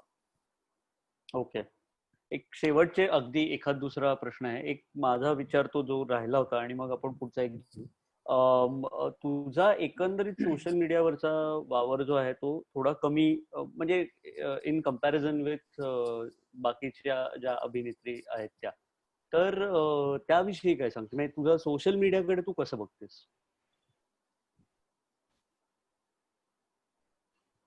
असं बघते. नाही, तसं नाही. नाही, मला जेवढं मी अदरवाईज जेवढं जगाला सोशल मीडिया आपल्या आयुष्यात नसताना जेवढं माझ्याविषयी जगाला कळलं असतं तेवढंच कळावं असं मला वाटतं. आणि आपण जे आहोत ते हळूहळू लोकांना कळलं तरी काय हरकत आहे, आणि रोजचं जगणं सगळ्यांना नाही कळलं तरी काय हरकत आहे असं मला वाटतं. म्हणजे माझा तो एवढा कम्फर्ट झोन नाहीये. सतत मी काय केलं आणि कशी दिसले, कशी उठले, काय, या सगळ्या गोष्टी जेव्हा जेव्हा मला शेअर करायच्या वाटतात तेव्हा मी करते. पण जेव्हा नाही वाटत तेव्हा ते कंपल्शन, म्हणजे मला ते अजिबातच वाटत नाही की तिथे मी नसेन, तिथे माझा प्रेझेन्स नसेल तर माझा प्रेझेन्स संपेल, असं मला नाही वाटत. किंवा जे बऱ्याच जणांना वाटतं आता. हा, किंवा तसं असेलही काहींच्या बाबतीत, मला माहित नाही. किंवा माझ्या एखाद्या पोस्टला 1000 लाईक्स आल्यामुळे माझ्या नाटकाला 1000 प्रेक्षक येतात असं त्याचा अर्थ नसतो. त्यामुळे मी मनोरंजनासाठी ज्या गोष्टी करते त्याच मी मनोरंजनासाठी लोकांना दिल्या पाहिजे. अदरवाईज मला माहित नाही, म्हणजे माझ्यात ती केपेबल नाहीये मी ते सगळं करायला, कारण हे खूप स्ट्रेसफुल पण आहे सगळं करत राहणं आणि त्याच्याविषयी चर्चा करत राहणं, ते बोलत राहणं, तितकं प्रेझेंटेबल सतत असणं. मला माझं जगायला खूप आवडतं. आणि जेवढं दिसेल, मी मॉलमध्ये असताना ज्यांना मी दिसेन त्यांना मी दिसेन, पण मी मॉलमध्ये गेले ह्याचा मी फोटो काढून टाकणं ह्याचं काही मला फार माझा कम्फर्ट झोन नाही येतो, म्हणून बाकी मला त्याच्याविषयी काही नाही. इन अ वे ते काय एक मृगजळ असल्यासारखंच आहे हे, म्हणजे हे तुला पण पटतं इन अ वे, की कारण बऱ्याच जणांना ते खरं वाटतं जे आहे ते, जे नसतं. हो, ते नसतं, हे नक्की. म्हणजे त्याच्यावरच्या फॉलोअर्समुळे तुम्हाला त्याच्यावर वेगळ्या ऍड्स मिळू शकतील प्रमोशनल, आणि ज्या गोष्टी सगळ्यांपर्यंत पोहोचाव्या. आता मी हे वर्कशॉप घेतलं त्याचं मी प्रमोशन तिथे केलं, कारण ते लोकांसाठीच केलेलं होतं. सो त्याचं प्रमोशन व्हायला पाहिजे. माझ्या सिनेमांविषयी, माझ्या नाटकांविषयी मी त्याच्यावर लिहिते, बोलते. पण माझं कुठे प्रमोशन करायचं, कारण मी माणूस आहे, माणसाचं कशाला प्रमोशन करायचं असं मला वाटतं. ही काही मी कला, आता मी जी आहे ती काही माझी कला नाही. असं मला वाटतं. बरोबर आहे. सुपर. आणि शेवटचा जो प्रश्न आहे तो मुकुल लंके यांनी विचारलाय की since past 6 years there is censorship on media. How do we handle this? The right to express. लोकसत्ताचा कार्यक्रम आहे म्हटल्यावर काय सांगशील इथे?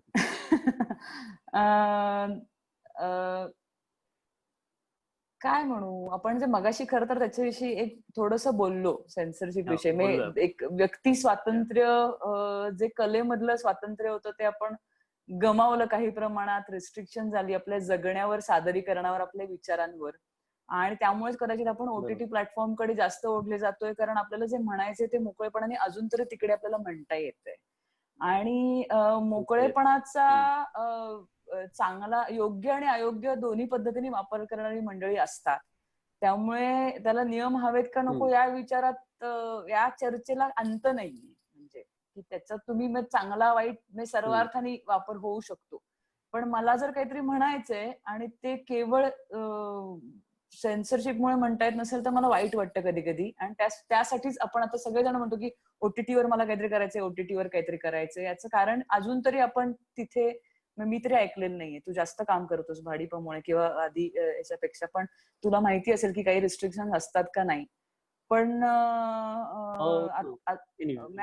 आता तरी मला काही वाटत नाही की तसं आहे आणि मोकळेपणा आहे अजून तरी असं वाटतंय. त्यामुळे मला कधी कधी वाईट वाटतं की अरे घाबरतो आपण आता. म्हणजे कोण कधी कसं दुखावलं जाईल याची भीती वाटते मनात नसताना. खरंय. म्हणजे ओटीटीचा मुद्दा तोच आहे की तुम्ही एकतर मला वाटतं तुम्ही करू शकता, पण केल्यानंतर त्याचे परिणाम काय होतील हे सांगता नाही येणार. हो, ते आहेच. म्हणजे आता ते सगळीकडेच आहे आणि छोट्या छोट्या गोष्टींवर आहे ते. बरोबर. मुकुंद काका, ओव्हर टू यू. येस, धन्यवाद मुक्ता आणि निपुण. खूप छान संवाद झाला. तो सुसंवाद होता. दोघांनीही अतिशय मनमोकळेपणाने प्रश्नांना उत्तर दिली. मुळात वाचकांचे खूपच प्रश्न आले होते, पण सगळ्या प्रश्नांना उत्तर देत बसलो असतो तर 2-3 तास गेले असते. पण तुमच्या दोघांच्या या संवादामुळे खूप लोक, म्हणजे ज्या प्रकारच्या प्रतिक्रिया आता सुद्धा येत आहेत त्या तुम्हाला प्रचंड कॉम्प्लिमेंट देणार आहेत. त्यामुळे तुमच्या दोघांचे लोकसत्ताच्या वतीनं मनापासून आभार. या कार्यक्रमाचे सहप्रायोजक लोकमान्य मल्टीपर्पज कोऑपरेटिव्ह सोसायटी यांचे पण आभार. प्रचंड संख्येनं भारतातल्या, परदेशातल्या, देशातल्या वाचकांनी या कार्यक्रमाला उपस्थिती लावली आणि सहभाग घेतला. त्यांचे पण मनापासून आभार. हा जो संवाद आहे हा लवकरच युट्यूबवर आपण प्रकाशित करणार आहोत. त्यामुळे ज्यांना आज अनेक कारणांनी हे या कार्यक्रमाला उपस्थित राहता आलं नाही त्यांना त्यावेळेला युट्यूबवर तो पाहता येईल. पुन्हा एकदा तुमच्या सगळ्यांचे आभार. आपण आता इथे थांबूया. धन्यवाद. थँक्यू. मला खूप छान वाटलं. एक तर निपुणशी यामुळे मी गप्पा मारल्या आणि इतक्या सगळ्या मंडळींनी त्या गप्पा ऐकल्या. अनेक प्रश्न इंटरेस्टिंग होते आणि लोकसत्ताचे तर आता लोकसत्ताचे आभार असं म्हणणे की मी लांबची नाहीये. लोकसत्ताला म्हणजे घरचं कार्य असल्यासारखं आहे. त्यामुळे छान वाटलं की या सगळ्या लॉकडाऊनच्या पिरियडमध्ये एक मोकळेपणा आपल्या लोकांमध्ये आपल्यासारखं काहीतरी आपल्या विचारांचं बोलता आलं. तर मनापासून आभार. निपुण thank you. Mukund sir thank you. Loksatta धन्यवाद. आणि सगळ्या प्रेक्षकांना मनापासून थँक्स. काळजी घ्या सगळेजण.